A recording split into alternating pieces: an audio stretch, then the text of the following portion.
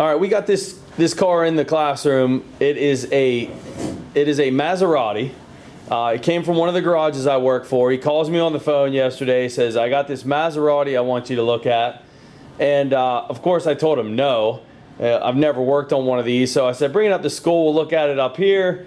And I'm looking at the car, and you know, it's a Chrysler's TC, and says by Maserati. So I'm looking at the car, and you know, that's a Chrysler emblem with a Maserati symbol inside of it.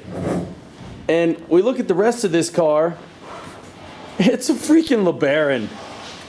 It's a Chrysler LeBaron with Maserati tags on it.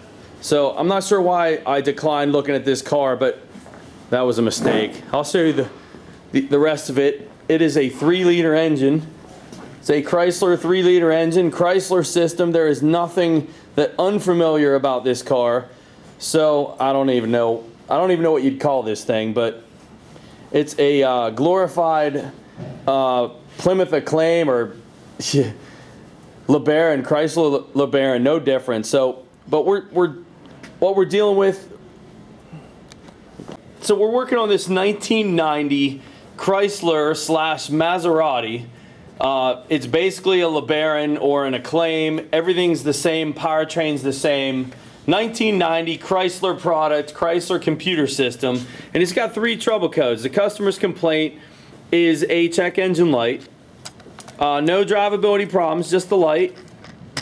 And the codes that are in memory, I'm using the Solus for this. Is the key on? Codes that are in memory are all 3 injector controls. It says injector bank 1, injector bank 2, injector bank 3. All 3 of those code 26. So we have 3 different injector control trouble codes in memory. Looking at the wiring diagram, what we found in this car is this is a pair fired system. Means there's 1 driver for every 2 injectors, and all 3 of those are setting a fault code. All right. Next thing I want to show you is whether or not these are hard faults. So what we're going to do is go to data display, and we have 3 different trouble codes. And what we can use to know whether or not these are occurring currently or not is you use your ignition cycles. Ignition cycles 1, ignition cycles 2, ignition cycles 3. And what you look at is ignition cycles 1 at 0 tells you that that first code, at least one of these is occurring right now and happened on this key cycle. Go ahead and start the car. You see that ignition cycle go to 1 up top, and then it drop back down to 0. All right, shut it off. Turn the key back on. So what that means is that fault code is occurring right now. Of those 3 trouble codes, one of those 3 is setting right now. So I'm going to go back out, clear the trouble codes.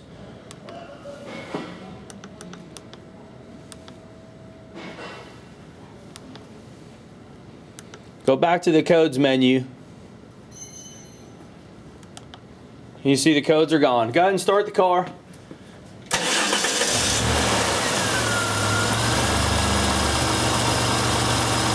All right, and it flagged, go ahead, shut it off, turn the key back on. All right, the one that it said immediately was bank 1 injector. It says peak current not achieved. We did this a few times and it keeps setting different ones. But the fact is it's pretty much immediate. You start the car, check engine light is on, and we keep getting these injector codes. So we're going to focus on our fuel injectors. But just a little heads up too on those ignition inputs and how you use them, on whether or not there's a hard fault or not. When your ignition counters are at 0, that is a hard fault. It's happening right now. All right, because we're setting injector trouble codes, the next thing we're going to do is we're going to take an amperage reading of all of our injectors. And what we try to find is something that's in common with all the injectors so we can look at them all at the same time. I've showed you guys other videos where we're going to the fuse box for ignition coils. Can't do the fuse on this one because this is an ASD circuit, and these ASD relays power up, and I have it marked in green. This ASD circuit, it powers up my injectors, which is down here, powers up the ignition coil, which is right here, and it also powers, kind of tough to see on here, but this is my O2 heater, and then over here would be my fuel pump. So it would be O2 heater, fuel pump, ignition coil, and injectors. If I would go to the fuse on the other side of the ASD relay, which is here, if I would go over in here and try to take a measurement, I'd be reading all these other outputs too, and it would just make a bunch of noise in the picture. So what I'm hoping to find is some type of main harness connector that I can go down to the injectors and take a reading right here on this feed wire, which is going to show me all 6 injectors. Now, looking at the controls, I have those laid out. You can see that they are pair fired. There are 3 different control wires. If you follow those control wires, they go to the computer, and it says injector driver 1, injector driver 2, and injector driver 3. Now, those are pairs, so that's not cylinders 1, 2, and 3, but those would be pairings for the injectors. So back to the injectors. 3 different controls. That means each control is going to be firing 2 injectors at the same time. And what we want to do is we want to monitor each of those. And I want to try to shortcut it and grab a feed. All right, so I found a 4-pin connector at the back of the intake. I have an amp probe connected. And if we look close at that, I'm around the dark green with a black wire. And that's going to be the feed that goes into all of my injectors. I'll be able to see all of my injectors firing from this point. The scope I'm using for this video is the Pico scope 3000 series, and it's a laptop based scope, and so the next shot is going to be my laptop screen.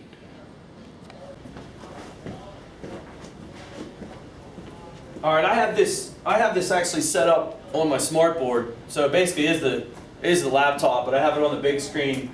Hopefully it'll make it easier to see what I'm doing. My first channel, so I have an amp probe connected, and my first channel is set up. I'm on a 500 millivolt I'm on a 500 millivolt screen.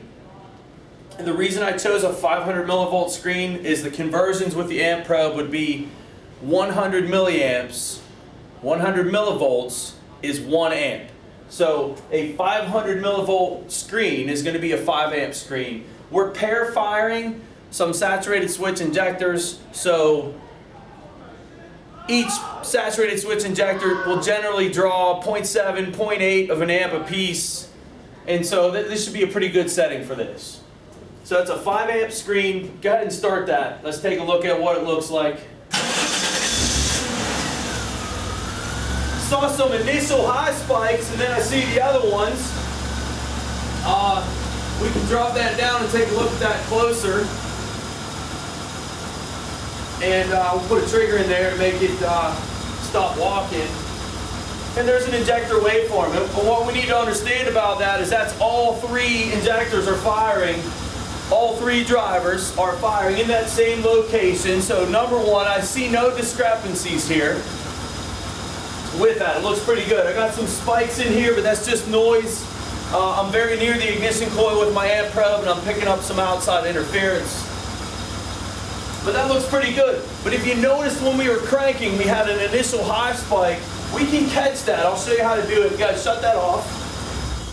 What I'm gonna do is set this on a single shot, and I'm gonna move my trigger up to about 300 millivolts, which is where I saw that spike.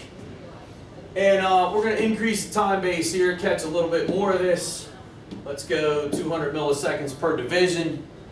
I'm on a single shot, so right now the scope is waiting to draw the picture when it crosses this point. It should cross that point on initial crank, and we should be able to catch that picture, hopefully.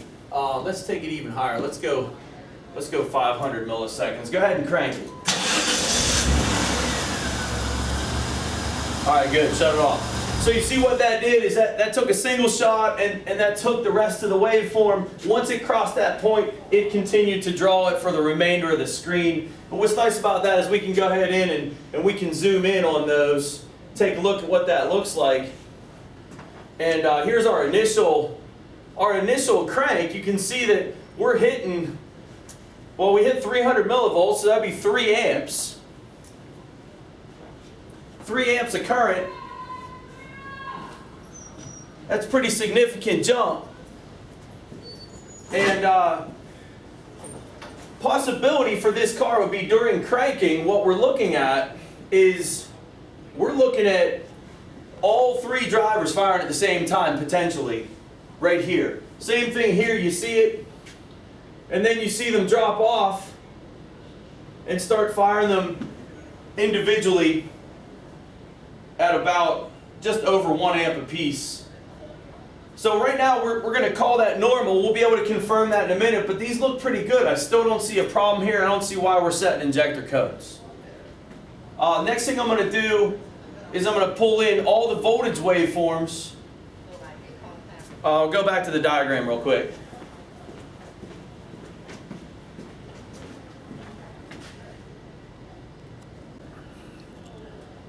All right, so the next thing I'm going to do is I'm going to take, at this point at the computer right here, I have them marked for my injectors.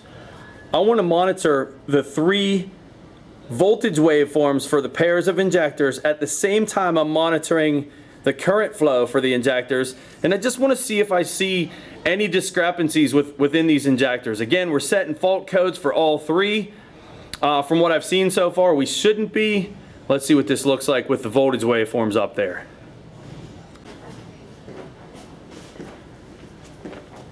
All right, so my setup for the other 3, turn on channel B, I'm going to set it to a 50 volt. DC, channel C, 50 volt, channel D, 50 volt. Now the thing about using this Pico, it has a 50 volt max input. So you got to be careful doing this because injectors can spike over 100 volts and you can cook the scope. So there's attenuators that are sold to step the voltage down by 20, so we can safely measure 1,000 volts. I'm not concerned on this car because I've already looked at it. We have 37 volt Zehners that are dumping off the spike in the computer, so I'm safe to just monitor them directly. We're only going to see about 37 volt spikes on this. So we'll unfreeze this. My other channel should be up here. Go ahead and start the car.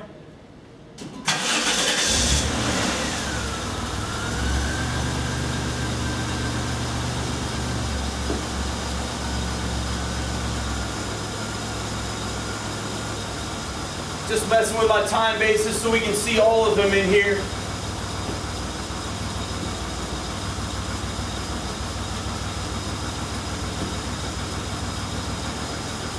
So on a 50 millisecond per division times 10, it's a 500 millisecond screen. And what we're looking at is with each current ramp pattern, that's the blue trace, with each ramp pattern, you can see a voltage waveform above it. Now I can separate those. I like where they're at because of the scales. Each of those, just so you can see it, like if I grab this and move it, that's its own injector. I have them on top of each other just for easier viewing of the scales. And we can actually put the numbers down here. Let's put some measurements in. Let's go add a measurement. We'll go channel B, and we'll put it on a max. So what we can see is the height of the spike and the minimum, the ground voltage. Same thing, we'll put another one in. We'll go channel C.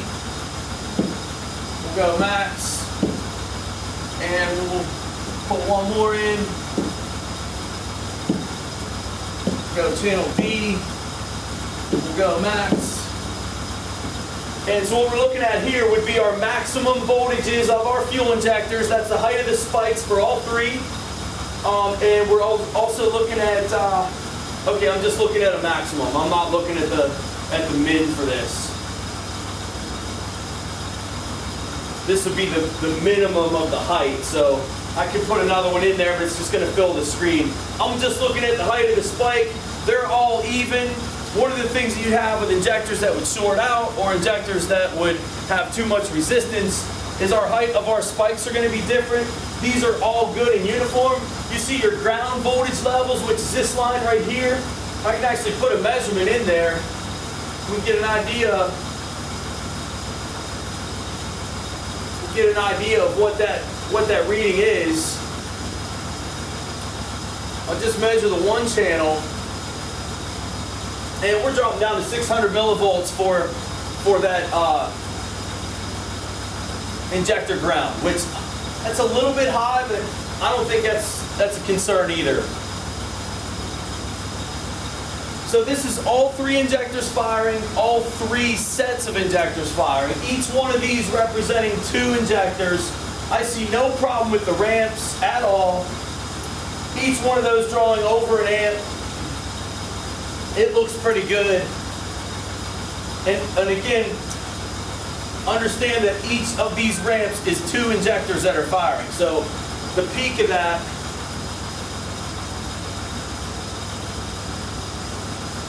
(138 millivolts, which would be 1.3 amps. Divide that by 2. So you got each one drawing about 0.6, 0.7 a piece for each injector. So right now these numbers look good. So let's go back to the cranking part where we had the high voltage or high amperage, and let's see what it looks like. Go ahead and shut that off. Let me get these numbers out of here for a second. And I'm going to set up again a single shot. And we'll try to catch that. I'll move this over. It's going to draw the picture right here, and it'll continue the rest of the screen. And we'll go, I'll take my time base up because we're cranking. My RPM is going to be lower, so we'll go 200 millisecond. This is going to be a screen time of about 2 seconds. 2-second screen. Crank it.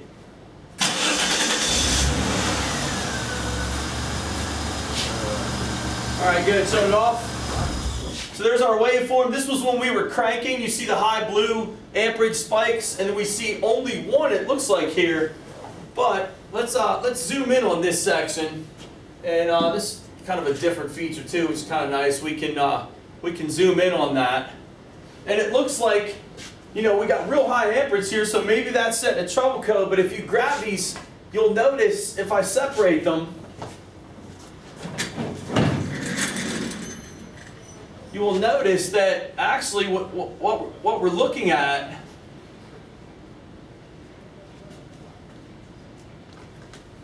all 3 injector drivers are turning on and off at the same time during a crank. So I'm going to say this high amperage you look at during a crank is completely normal. It's all 3 firing at the same time. So it's not a problem there either. I see no reason why we should be setting injector drive trouble codes on this car. We can follow this whole thing and take a look at it. These all look good. There's all 3 again. There's all 3 again. And then you start seeing them staggered. And these are just... Come back here. What did I do?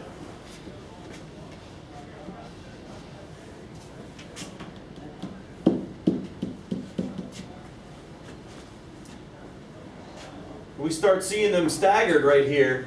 And these are just pulse width changes, and that's normal too. So this is a smaller pulse width, and then it's getting fatter right there. It's just a startup of an engine.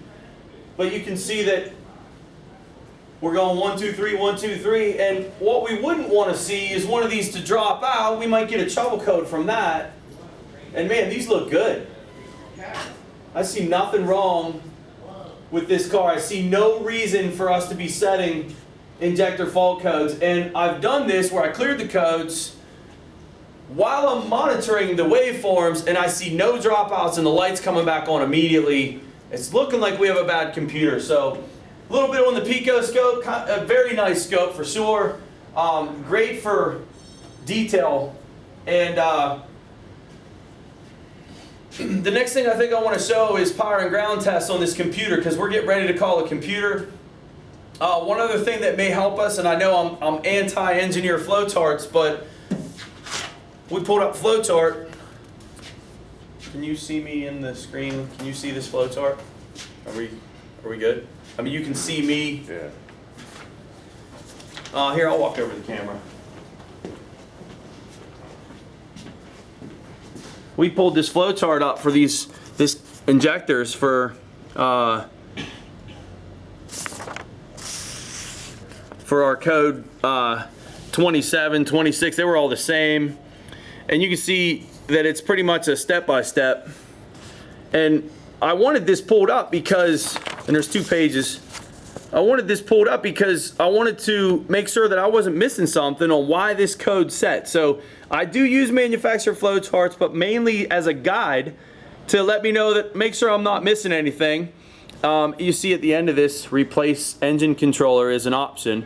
And I'm not going to go through this all step by step with you guys, but I want you to know all we're doing in this flow chart is, number 1, checking to see if our key counters are at 0. So now you know what the key counter is. That was that ignition cycles 1, and it was at 0. It means it's a hard fault. And then you got a yes or no, and you continue from there. But all that's in this flow chart has you do is resistance checks from the control wire at the computer to the connector that I was at by the intake manifold, opens and short circuit testing on all the wiring with an ohm meter. That's going to take me a really long time to do. Well, not really, but that'll take me more time than doing my method, which was the scope. The other thing you want to do is check the connectors, both that 4-pin connector and the computer connector, common for computer connector problems on these years. We've already done that. Those are good. We're setting fault codes right now with this waveform up on the screen, which is a beautiful waveform. There is nothing wrong with this at all. So from that standpoint, it looks like we're putting a computer in this car. The last step is going to be, I'm going to show you powers and grounds. Okay, the dreaded power and ground testing. What you need to have is a good diagram, first of all. And if you're not lucky enough to have the wiring inside, like the designations where it tells you what everything is, then you have to go line by line and figure out where everything goes. Now, I've done it to save some time, and there are 2 main powers we worry about, and there are 2 main grounds, and they're listed, you know, they're kind of coded a little bit. This one says like Z1 and J2, but if you follow it, this one goes to an ignition switch, so it's ignition power. This one comes from our ASD relay, so not only does the ASD relay turn those other components on, it also powers up part of the computer. And then we have 2 main power grounds. Anytime we're going to put a computer in a car, which is what we're about to call, you always want to check powers and grounds. If you have too high of resistance on a ground or low voltage on a power, it can do weird things, and we just want to be 100%. And truthfully, you're never really 100% when you're putting a computer in a car. In a case like this, there's always doubt, but we're going to cover all the bases, so powers and grounds. And what we want to do is we want to look at wire color, and it's dark green with a black is a power feed, so we're going with that one first, and that is on pin 8. Can't even see from here, it's so hard to tell. Is that pin 8? 7, 8, pin 8, and it is a dark green with a black, and it should be next to a dark blue on pin 9, so we're going to find that on the computer. That's going to be the first check. Okay, this part's kind of tough to show, but what you're looking at on this computer connector is the first row up top. That's 1 through 20. The second row is 21 through 40. The third row is 41 through 60. So I can see the end numbers, so I at least know where to start counting. And we said the 8th one over, dark green and black, and pin 9 was supposed to be dark blue, and it's not, it's purple. But remember, I'm using a Chrysler wiring diagram because I couldn't find a Maserati wiring diagram. But pin 7 is orange, and that matches our diagram, so we're going to call that the correct wire. Let's get a reading. This should be my first power feed. Alright, so I'm getting a reading on that first wire. This is our ASD wire, and I'm just using a voltmeter so I can show it all at once. And I have 0 volts on that wire, but remember, it is the ASD circuit, so there's 2 ways to check it. Turn the key off.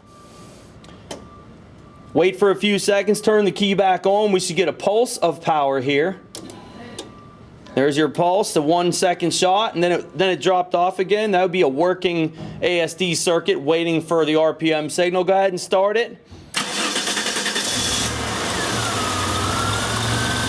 And there we got battery voltage on our ASD circuit, so that is a good ASD power feed. Go ahead, shut the car off. We'll go after the next one. So the next one we want to do was pin 9, which is right next to that. This is listed as dark blue, although on our diagram it's a little different. Again, we have a Maserati crossover, so I'm just going to move the T-pin 1 over from where I am. We'll get a reading on that one.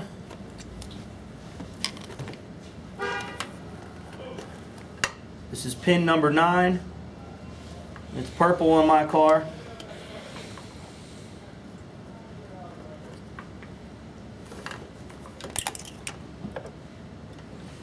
And this is a main feed as well.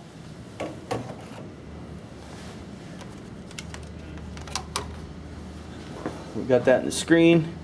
All right, move the T-pin over to pin 9. This is a main feed. It should be hot all the time, or hot with the key on. And there's battery voltage there. Go ahead and start it. Got 12.16.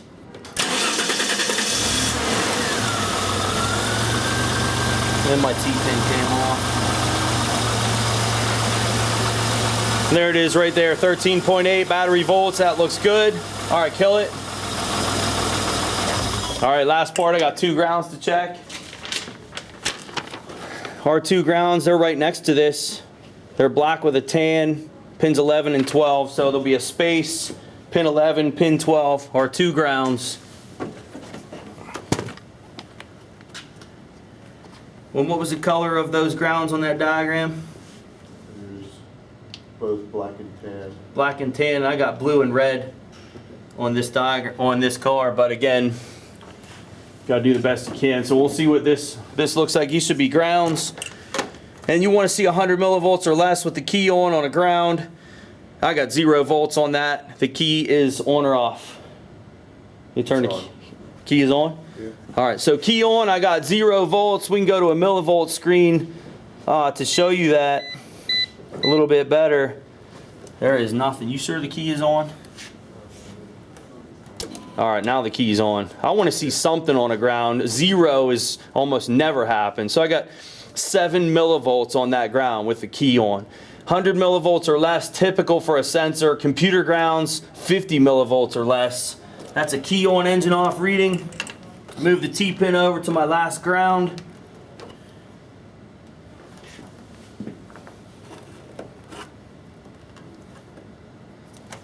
See what we got on this one. Same reading. Maybe my T-pin's not in all the way. I don't think I am.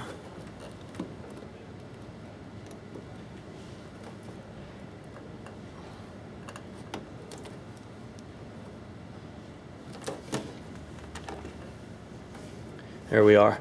0.007. While I'm here, something real quick. When you're doing ground to ground voltage drop tests, how do you know if you're at a reading like that? See, my lead's not even touching anything. So you could say that's a good reading. What you do is you shake your lead. If you can shake your lead and you got readings that change, you're not connected to anything. If I touch this ground, make a good connection on that, and do the same thing and shake my lead. Notice how steady it is. That is a good connection. I'm connected. That is a good ground to ground voltage drop, 0.07 of a volt. Let's see what it looks like with it running. I'm not worried about the crank. You saw when I was cranking it went to 160 millivolts. You got to remember the computer ground, the starter ground, the block, it's all the same, so your voltage is going to be elevated. I only have 10 millivolts on this thing with the car running. Check the other one just to be sure.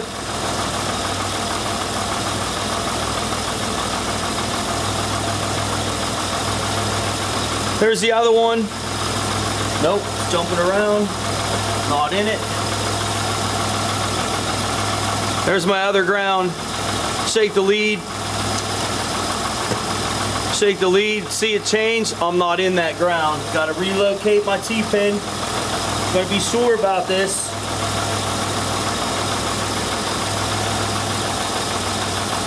Should be there now. Nope. That's if I can see what I'm doing.